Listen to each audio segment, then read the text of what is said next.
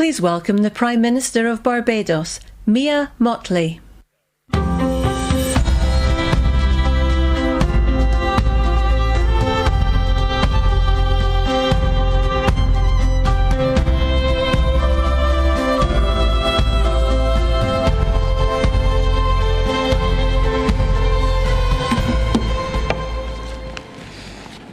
Your Royal Highness, Excellencies, distinguished guests, ladies and gentlemen, the pandemic has taught us that national solutions to global problems do not work.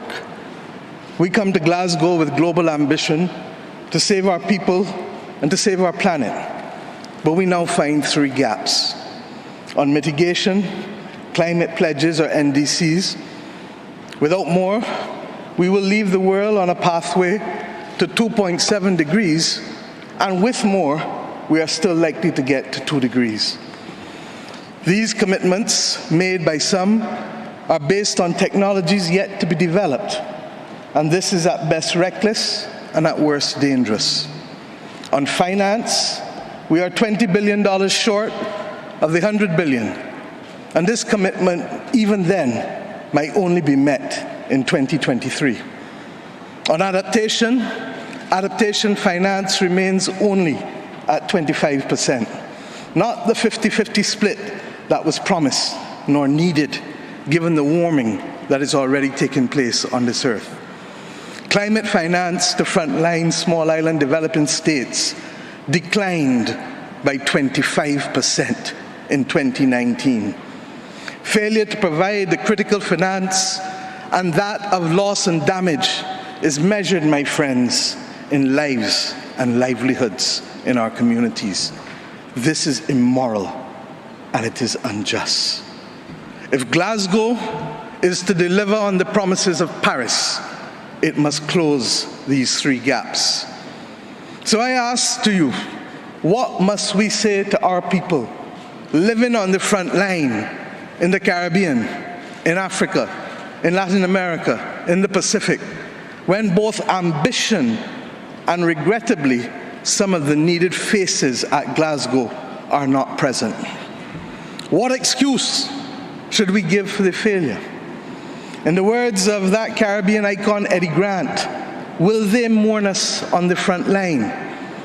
When will we, as world leaders across the world, address the pressing issues that are truly causing our people angst and worry, whether it is climate or whether it is vaccines? Simply put, when will leaders lead? Our people are watching, and our people are taking note. And are we really going to leave Scotland without the resolve and the ambition that is sorely needed to save lives and to save our planet? How many more voices and how many more pictures of people must we see on these screens without being able to move? Or are we so blinded and hardened that we can no longer appreciate the cries of humanity? I have been saying to Barbadians for many years that many hands make light work. Today, we need the correct mix of voices, ambition, and action. Do some leaders in this world believe that they can survive and thrive on their own? Have they not learned from the pandemic?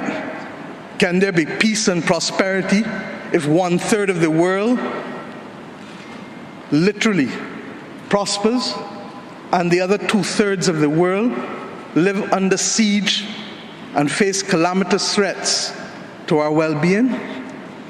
What the world needs now, my friends, is that which is within the ambit of less than 200 persons who are willing and prepared to lead. Leaders must not fail those who elect them to lead. And I say to you, there is a sword that can cut down this Gordian knot, and it has been wielded before. The central banks of the wealthiest countries engaged in $25 trillion of quantitative easing in the last 13 years. 25 trillion. Of that, 9 trillion was in the last 18 months to fight the pandemic. Had we used that 25 trillion to purchase bonds, to finance the energy transition, or the transition of how we eat, or how we move ourselves in transport, we would now today be reaching that 1.5 degrees limit that is so vital to us. I say to you today in Glasgow that an annual increase in the SDRs of $500 billion a year for 20 years, put in a trust to finance the transition, is the real gap, Secretary General, that we need to close, not the $50 billion being proposed for adaptation. And if 500 billion sounds big to you, guess what? It is just 2% of the 25 trillion. This is the sword we need to wield. Our excitement 1 hour into this event is far less than it was 6 months ago leading up to this event. Can we, with those voices and these speeches from Sir David and others, find it within ourselves to get the resolve to bring Glasgow back on track? Or do we leave today believing that it was a failure before it starts? Our world, my friends, stands at a fork in the road, one no less significant than when the United Nations was formed in 1945. But then, the majority of our countries here did not exist. We exist now. The difference is we want to exist 100 years from now. And if our existence is to mean anything, then we must act in the interests of all of our people who are dependent on us. And if we don't, we will allow the path of greed and selfishness to sow the seeds of our common destruction. The leaders of today, not 2030, not 2050, must make this choice. It is in our hands.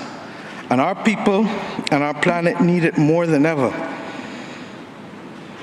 We can work with who is ready to go, because the train is ready to leave. And those who are not yet ready, we need to continue to ring circle and to remind them that their people, not our people, but their citizens, need them to get on board as soon as possible. Code red to the G7 countries. Code red to the G20. Earth to COP, that's what it said. Earth to COP. For those who have eyes to see, for those who have ears to listen, and for those who have a heart to feel, 1.5 is what we need to survive. 2 degrees, yes, SG, is a death sentence for the people of Antigua and Barbuda, for the people of the Maldives, for the people of Dominica and Fiji, for the people of Kenya and Mozambique, and yes, for the people of Samoa and Barbados. We do not want that dreaded death sentence. And we've come here today to say, try harder, because our people, the climate army, the world, the planet, needs our actions now, not next year, not in the next decade. Thank you.